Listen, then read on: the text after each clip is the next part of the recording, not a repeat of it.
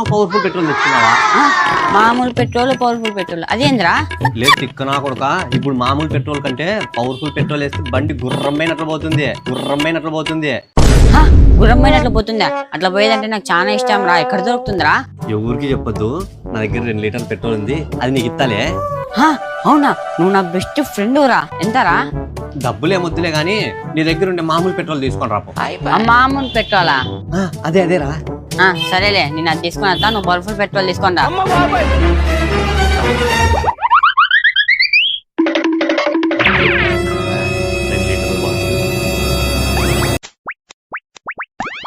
chicken kebab powder,